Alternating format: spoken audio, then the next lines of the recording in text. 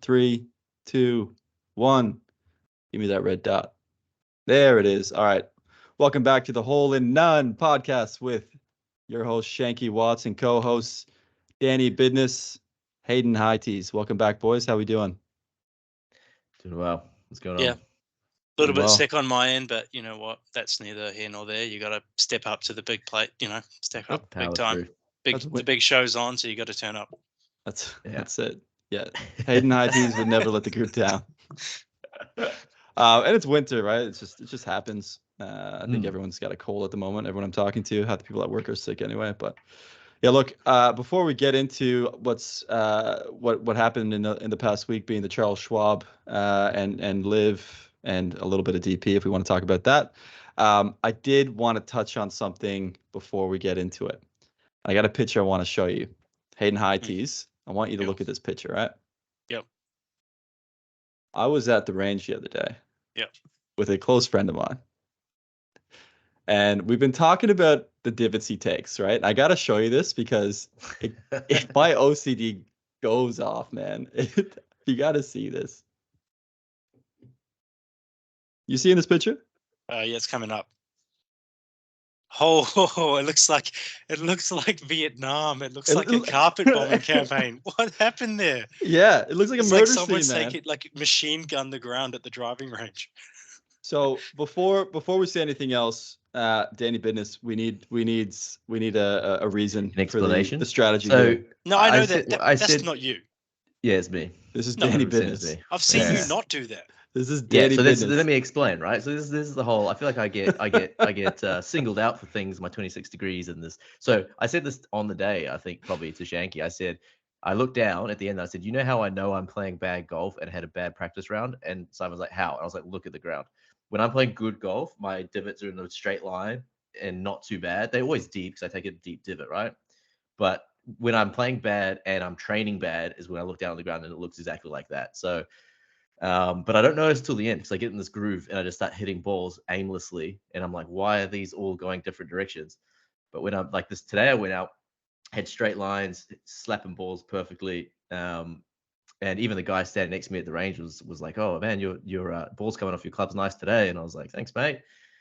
Like 3 days before was that. So probably that's the keeper explanation. Really upset having to clean up your mess last time. I think Simon filled the divots in for me. He's just leaving. I was like, "All right, I'll get this for you, mate." And I comes back after hours and like put some seed down. Well, you can see I started to put stuff down, and I was like, "Actually," he's muted himself just for that. Yeah. There you go. You're back on now. Can you hear me? Yeah. Yeah. Now. All right. Yeah. No. Look. Fair defense. Sometimes we have a bad day, but I did have to put the vote to Hayden Highties. Do we think Danny Bidness should change his name to Danny Divots? Oh, yeah. Hey, I'm a man of many names, right? Yeah. Danny I don't mind that. I don't mind that. I still one of my find it hard to personalities. believe that it's you that did that. It was a bad day. I was hitting balls. It was right in the middle of my big slump where nothing could go anywhere but left. And that's But like I said, I figured it out, straightened it out today. Yeah, I don't hate Danny Divots. Danny Divots is having a rest for now, but okay, all right, I'll let it go. Sorry to throw you out there, Danny. It wasn't. I was Danny Business on the course today. I wanted Hayden to see this. Day to day, right. I wake up and I'm a different Danny. Different Danny every day. Fantastic. All right, so let's get into it, boys. First off, we have the PGA, Charles Schwab. We all watched that this weekend. Yeah, absolutely. Yeah, all tuned in. We had some picks for the tournament as well, so keeping it interesting. A winner, Emiliano Grillo. Haven't heard of him before. May never hear of him again. He hasn't won in 8 years, but today was his day. Good purse for the young man. Remember seeing him on the DP tour a few times the last few years. Definitely seen him. Yeah, he's been around. Like he's Argentinian, not like the rest of them.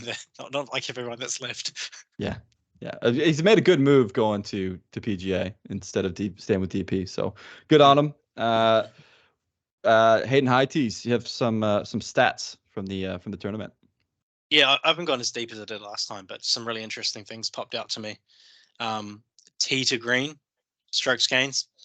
No question. Scotty Scheffler easily 3.7 strokes gained tee to green. Second, Sam Burns. Third, Justin Rose. Big names, right? Good stuff. driver accuracy had no bearing whatsoever on who won this tournament. I don't think anybody in the top 15 was even in the top 15 who actually. So driver didn't matter. You could spray them anywhere. It didn't matter how long you were either. Actually, it just driver literally had no bearing on who won this. Well, it did make a difference for one guy. For Grillo. No, the British gentleman, Harry Hall. Oh yeah. His very last drive. Oh yeah. I was thinking of Grillo's one where he hit it onto the path in the stream, just took it like 100 meters down, and then he hit off the cart path. I'll change what I said then. It didn't win anyone this tournament, but it sure as hell did lose one. Yes, true. Approached green. Number 1 this week, Aaron Rai. You know, Mr. Jewel Gloves, iron covers, the man himself. He's got a great swing, right? Yeah, he does. He is. He's a real traditional kind of golfer. Number 2, Scotty Scheffler. Number 4, Justin Rose. Number 5, Morikawa. He's there. He's there. He's doing what you want him to do. So that's he's just not on the front page. But all of that's, again, neither here nor there, because when you look at putting, number 1 putting strokes gained is Hall, and number 2 is Grillo. Yeah. And Scotty was 71st in putting over the 4 days, and Justin Rose, who is probably one of the best players across the field, was 61st. So, boys, if you want to play in the PGA, you got to learn how to putt. Yeah. This is one of those events where it's not great ball striking and good putting. It's great putting and decent ball striking. Very important to say, approach the green, driver accuracy, all of those things, all of those metrics. Hall and Grillo were nowhere to be seen. Yeah. They were just middle of the road. Dude, I mean, I don't know if you have more stats, Aiden, but that's one thing that bothered me about this tournament, right? When you and to be fair, like, happy for the guys. I'm happy there was a playoff at the end. That was pretty exciting. But for me, they were putting the greens were so hard and fast, and they were putting these flags in impossible positions. Everyone had to play safe, and then it's just a putting contest after that. It's what Rahm said this last year. They're setting up tournaments like this to make them hard, but that's not the way you set up an entertaining tournament, in my opinion. I tried to find better stats for you, but a lot of them around with the driver didn't matter. So yeah, that backs up what you said. Yeah, it's funny though, because I think it was a bit of luck as well, right? Like the driver might not have mattered, but the luck of the bounce, like, because it wasn't as punishing as last week, where if you're in the rough, it was like a death sentence. So maybe they weren't desperately trying to be as accurate, but watching Grillo float down the path, and then that's the good side of it, and then Hall had the bad side of it, right? And I think they said a stat today about Scheffler was something like he was 15 strokes better than the next best tee to green or something. Like, it was some absurd stat that they were saying at the back end of the day today. Yeah. Which just shows that, and it always comes down to putting, but like Scheffler is just so good at everything. His is a little bit inflated because of the hole in one, which was fantastic. Yeah, that was another good thing. So that does inflate his tee to green a little bit, but still just. Yeah, I for the life of me spent 15 minutes looking through all the driver metrics trying to find something that made sense, and there was nothing. So something that was interesting. Yeah. It's always putting and chipping, right? Most of the time for these things, but cool. Yeah. These guys are so good that putting is generally like most of them will 2-putt, right? A bad time to 3-putt, and maybe make one long putt now and then. Right. And Scheffler is usually great around the greens. He's not great from bunkers. I think I've heard bunkers is in his forte, and that showed. Like, if you looked at his bunker play, he messed it up heaps. But chipping, he's so good. And putting, he's generally pretty good to 2-putt, right? Well, I think that he's generally not that good at putting. He's just so good at chipping that he leaves himself so little work to do. That's why it feels like he's a better putter than he actually is, because he's not sinking putts like Cam Smith or Rory from 20 feet away, because he doesn't have to, because he puts it within 5 feet, on the courses where the ball can actually backspin, unlike today. Yeah, I mean, it's terrifying with Scotty. He was the 71st worst putter over the 4 days, and he cruised to third. He could have been in that playoff if he. It's terrifying, and he's like last. number 1 with clear air tee to green. If he was making those putts, he wins by 10. Dude, if he played for LIV, and because at the moment he's putting together 3 good days, he'd be a superstar. But he can't putt because he's not a superstar now. Is that what you're trying to say? No, I'm trying to say that he has 3 solid days in the last 3 tournaments, and he's always had one bad day that's brought him down. So if you could eliminate a day, man. He's still got his pride though, right? Lives a What's calling. that worth? The options there. Yeah. Get rid of Reed. Put in Scotty Scotty. Scheffler is he's the epitome of the PGA. He could never go to LIV. Yeah. He's like your stock standard golfer. He's your poster Captain boy at the America. moment. America. Yeah, He's absolutely. not going anywhere. Well, speaking of LIV, let's touch on LIV Washington. Big winner this week. Fan of the pod, HV3. Hayden high tees. You watched most of it. I unfortunately really could only watch the highlights this weekend. I really only had time for one tournament, and I chose to watch the PGA because we did have picks in it. But I did watch the finale. I did watch HV3 come in there at the end. I don't know. Did you get any stats for LIV or just PGA? I don't think they like openly published them yet, so there's not a lot of history there. So no, Podcast coming out too quick, too hot. Too hot. off the No, press. I mean, they don't openly publish them. Period. So okay. they haven't figured that out yet. They're less about the golf, more about the show. They're gonna steal the PGA stats guys eventually. They'll get there. Yeah. Yeah. Look, I kind of hoped he shot that really good 4-iron. I think it was in on the last hole, and I was kind of hoping he didn't. I wanted it to go to a playoff. That would have been really cool. Brandon Grace was there again. So, he heard the pod and messaged me and was like, look, I don't know what you're saying about me. I don't like what you said about South Africans. So, Brandon, I know you're listening, buddy. I'm really sorry. And you proved me wrong. So, well done on second or third or whatever it was today. But yeah, look, LIV they still don't get it. And LIV Golf Washington should be LIV Golf Las Vegas. It's just not the same. It looks like a second tier PGA event when they're in a normal course in Washington DC or what. Like it's just not that. It's not their brand. But I will say, Harold Varner, he is in the same league as Dustin Johnson and like Pat Perez as like Teflon, man. Nothing sticks to those boys. They're fine. They could come back to PGA tomorrow.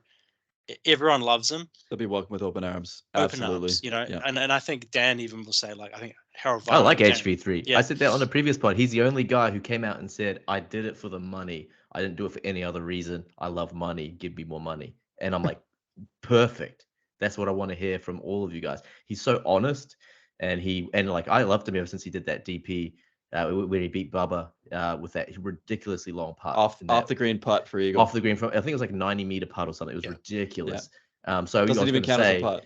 I was going to say, when you said him hitting that 4-iron and you wanted it to go to a playoff, he has a history of taking victories, which I really love that in golfers when they go out and they take it. Like the playoff was great today in the PGA, and it was good to watch a 2-hole playoff, which you always love. But like, someone's got to go and take it, and then that's a real win, I think. Yeah. It was really cool to see the South African team waiting for Brandon Grace, to see if he was going to keep playing, and like they were anxiously waiting. It meant something to them. I'm going to guess they all didn't get signed for $150 million when they signed up. So they were truthfully involved. And it was really cool to see like Taylor Gooch. He's like Harold Varner's best mate in real life, and and he came in like showered him in champagne, and he beat him there before his wife did, which was pretty cool. So and that's what I was gonna say. That's the one thing I'll give to LIV is that like these guys who are on a team together actually care about each other. The South American team, the South African team. I'm assuming the US team probably like each other a little bit. I won't get into the Australian team, but I do know that they are probably mates, even though they're not playing great golf as a team. But that is something I do like. I do like to see the camaraderie, where normally golf is such an independent sport and everyone's just kind of out to help themselves. So I'll give that to LIV. I think that's one thing they're doing. The team sport element, right? It's that you're creating camaraderie, which is great in any sport. But I will say as well, it was great to see Cam back to his long putting best. The man's a god putting. I thought from miles away. I had hoped that he was going to win that thing. Actually, in the first 9 holes, he had the lead, and then proceeded to get 2 more bogeys. And when we're talking about, so I did want to say before when we were talking about the Charles Schwab, when we're talking about good guys, did you guys see Grillo when he was hitting the range while he was waiting for the playoff, and he pulled the little kid out of the crowd to hit balls with him? Yeah. He pulled he's. Oh, is that the kid with the cross hands?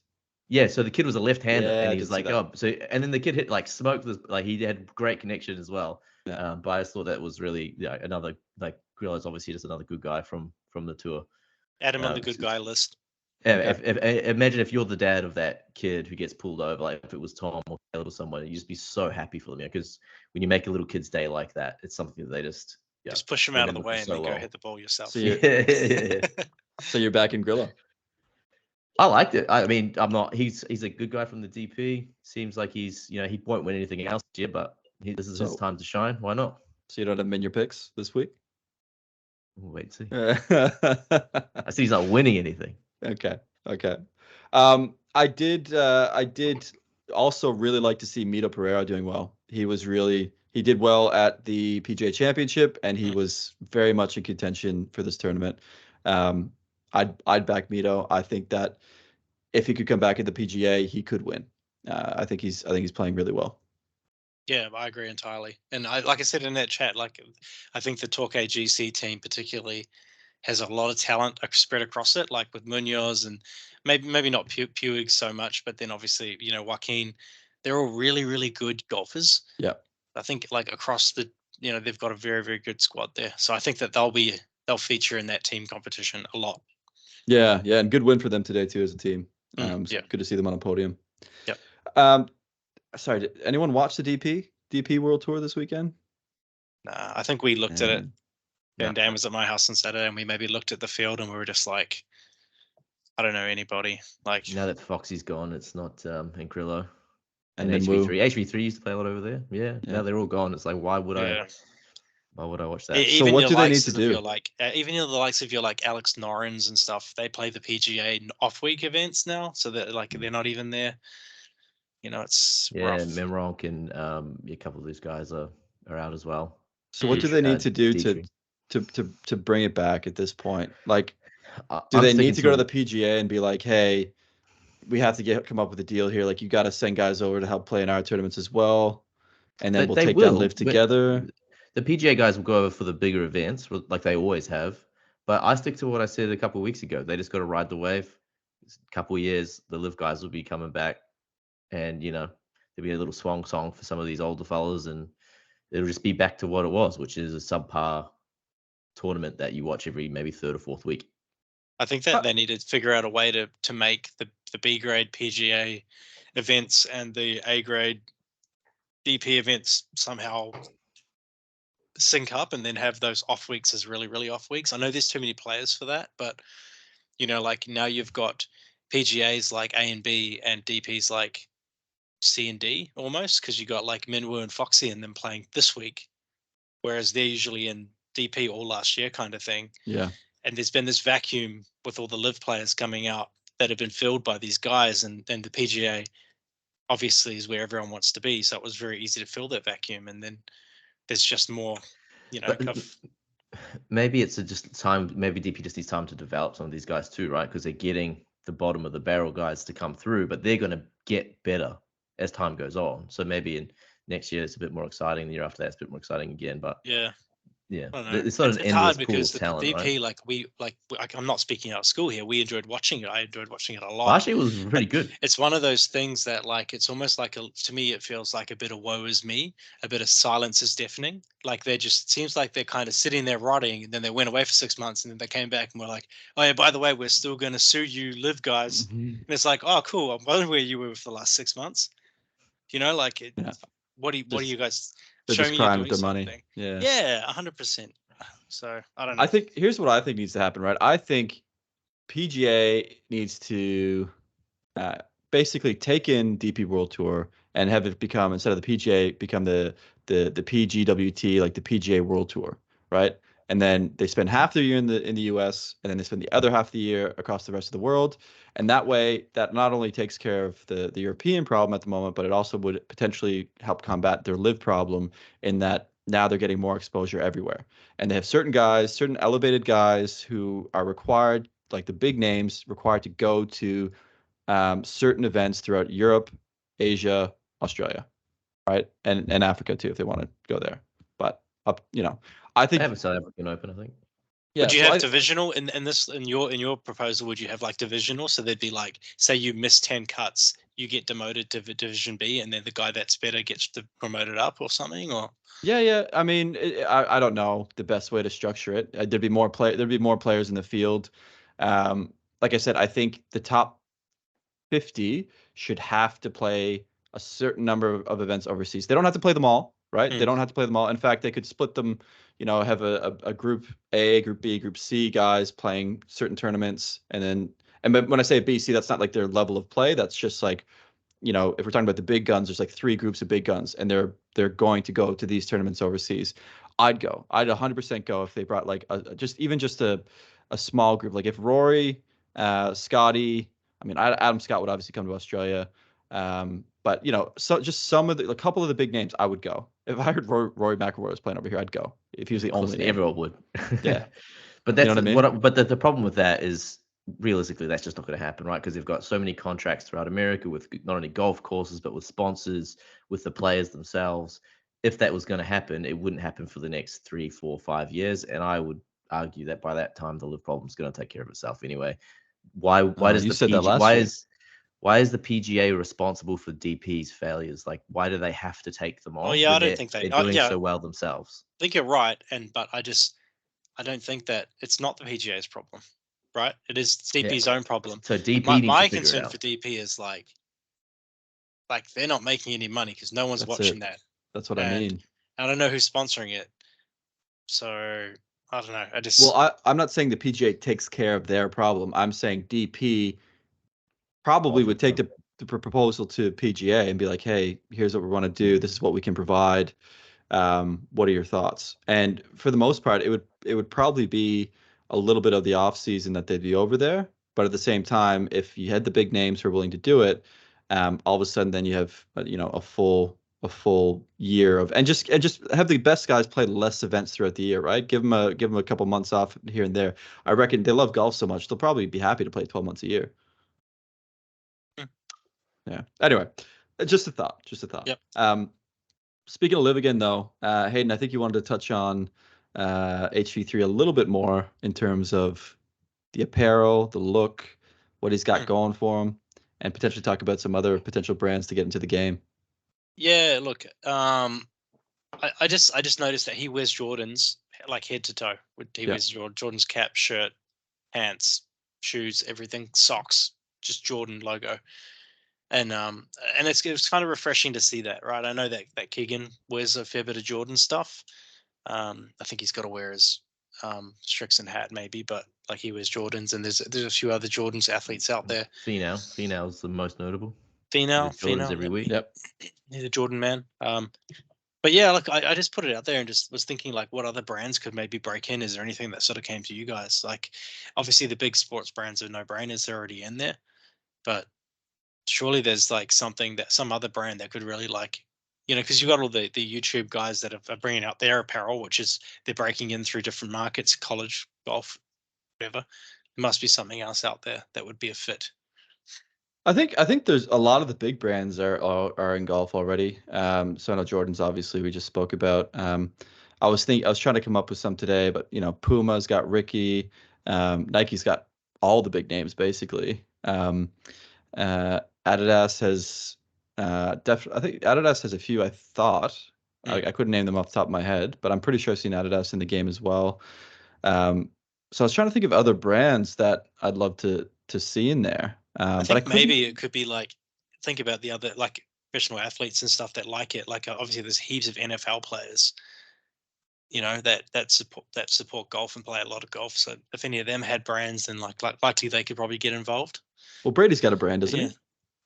Oh, there you go, Brady brand. It wouldn't surprise me in the slightest, actually, if there's people wearing Brady stuff already. Yeah, I would never, just because I have class. But yeah, I'm sure there's some who would. Mm-hmm. Any jump out to you, Dan? Not really. I think when you initially said it, I was thinking about your Josh Allen from the Buffalo Bills and Patty Mahomes and all these NFL guys that play. If they could do some sort of tribute to where they come from, who they support, if it's through their shoes or whatever. Because I know Hovland does it with his high school or his college. I think the yellow or orange were the colors. Yeah, that orange. He's got, right? So Yeah, I don't mind like collaboration between like other famous people and the golfers, like non-golfers. I know J.R. Smith from the NBA is a big golfer as well. Yeah. So yeah, things like that could definitely work. But I don't like in terms of established brands, like they're all in there basically. I mean, I like Under Armour. You don't see a lot of Under Armour out there You got Spieth. You necessarily. got Spieth rocking the Under Armour. Yeah, I really like Under Armour stuff. Actually, can we just stay on that for a second? Yes. Their patterns are horrendous. Poor Jordan Spieth, he's a classy man, and man, do they dress him up poorly. And Cassandra said to me the other day, she goes, I love that shirt. It was like light blue, yellow, and some other weird. It was terrible. It looked like, I don't know, the Swedish flag had thrown up on a shirt, and they made Jordan Spieth wear it. The Under Armour shirts are terrible. Google them. They're shocking. I'm having a quick look. I like it. I've got like a couple of Under Armour shirts that are good quality shit. They're just like my basic colors though. Like they're just my red and blue one. They're not much to write home about, but which one? Feel. Is it the blue one with the speckles? Is it that one? Because I've seen that one before. Maybe he's worn that a couple times. Yeah. But look, yeah, I used to like Under Armour, but not so much anymore. I'm probably partial to the. Well, let's bring this to a vote, right? What is your favorite golf brand of apparel to wear? For me, it's Nike. I think Nike makes quality shirts, quality pants. Actually, for pants, I'd say Under Armour makes good pants. But yeah, the best shorts I've owned were Under Armour. But the shirts that I really like my like funky shirts. Actually, the best shirt that I own that feels the best is my Penguin shirt. Penguin's another brand that I'd like to see more of. I think everything that they make is really, really cool. Yeah. But I got my Cam Smith Penguin shirt, and I feel the best in that. But I'm very touchy with if I wear something and I play badly, I feel like I can't wear it again as well. So like my new gray shorts are Adidas, and I wore them, and I've never played a good round in those shorts. So I've take that for what it is. Both of my grey shorts are Adidas and Under Armour, and I can't tell the difference if I didn't look. Like I put them on, I wouldn't tell you which ones I was wearing. They look the same. But Under Armour's probably cheaper, right? I don't know. I think I got them as gifts, but like I've got a white Nike shirt that I just love, and it's got a couple of marks on it now that I just so like. But I love wearing that shirt, and I've also got some branded shirts of a YouTube group that are really, really nice that I wear. So yeah, are they like nice, or are they just really nice? Yeah, they're good. Like they're long fitting because I'm like you have the same problem as me where you're tall and your shirts kind of you need to have like a long fit. So when you're tall and jack like us, it gets really hard. Yeah, 100%. So cool. All right, so with that, we will move on now to our. I think we're ready for the picks. Let's do it. Let's do the picks. So I'll let Danny Divots take us through. Danny Divots, hey? Am I Divots today, am I? Look, with the picks last week, we all flopped, right? Everything that we thought was going to happen. Some of them came pretty close. My Foxer and Fowler came close. Fowler, that's what we didn't touch on. Ricky Fowler played well today. It was good to see. But last week we had to pick two players in T10. So I went Finau Homer, Simon Fleetwood Finau, and Hayden Burns Finau. There's a bit of a Finau theme, and we all miserably failed straight away. So that was good. We're all hopeful. Yeah. Yep. T20, I had Foxy Fowler, Simon had Min Woo and Fowler, and then Hayden had Homer and Morikawa. Again, they all failed. Mine was probably the closest. Where did Foxy finish in the end? Was he one stroke off T20? He was so he was tied 21st. He just didn't make that. And I will say Min Woo was on track to make it, and then last day he shoots +3. That was heart-wrenching. Yeah. I think same as mine. Like my Homer Morikawa was close by like one or two shots. I think Homer was definitely top 10, wasn't he, in the end? Homer was 9th, I think, and Morikawa was like 23rd or something like that. Yeah. Same as last week, eh? And then for the day one lead, me and Hayden both went with Scotty, and Simon went with Tommy Fleetwood. I came out and said Scotty was going to go wire to wire, and it was almost Hall that went wire to wire, which was not what anyone expected. Yeah. But yeah, so at the moment, sorry. I was just gonna say, I meant to say this too. I felt really bad for him. I know it was. I thought he deserved to win. For the hat that he was wearing, though, he kind of deserved to lose a few strokes. Oh, the soul patch. Yeah, it was not a good look. I wasn't mentioning that, but like for him to go wire to wire, I thought would have been pretty cool. But yeah, sorry. So I'm currently sitting at negative $66.80. Simon's leading the way at $10 credit, and baby. Hayden is the tail of the pack at negative $80.50. So what we're going to do this week for Memorial is we're going to do, the first bet's going to be a multi of T40, T20, T10. The second one's going to be a T5, and then lastly we're going to go back to the old faithful guns first field, which usually nets you out about $3 something. So we might start with yourself, Shanky. What do you got for us? All right, so T40, T20, T10. T40, I'm going Cam Young. Cam Young, okay. Yeah. He hasn't been playing great lately, but I feel like he can make the top 40. Like, my boy's gotta start making his way back up that ladder. T20, I got Mackenzie Hughes. He's been playing pretty decent. I feel like he can make top 20. And top 10, he's been playing well lately. Victor Hovland. Hovland, I like that. He was on my list for a T10. T5, I got Xander. Yep. And I'm going Field. Field, okay. I like it. Why the Xander for T5? What's the logic there? Xander's just a solid player, dude. He's always up there. It's either Schauffele or Scheffler, right? You always see one of those names in the top 10. And this week, I'm hoping it's going to be Xander. He's got the game. He could do it. Yeah. Awesome. Fair enough. Mr. High Tees, what do you got? There's a guy that I'll come back to once I've told you my picks that I just can't fit him in, and I just want to so bad, but I can't fit him in. Emilio. So T40, Justin Rose. T20, Morikawa's going to do it for me this week. It's got to be. Your point. It's got to happen. T10, love the Xander pick. I'm there too. Okay. T10. And number 5, fifth will be Cantlay. And I'm going to go guns, obviously. And I'm just going to touch back on the guy that I couldn't fit in. And we'll see. Billy Horschel. See, I had him too. I was going to fit him into my T40, but I didn't quite. I like that. Yep. Fair enough. Okay. And then for myself, it's funny how these picks sort of work their way together, isn't it? I'm going to go T40, Mr. Shane Lowry. I feel like he's the kind of guy that can just float around. He should get a T40, right? Pretty easy. He's pretty buoyant. It's pretty buoyant. That's right. T20. T20. I'm going to stick with the stats here and go with my boy Hatton, Tyrrell Hatton.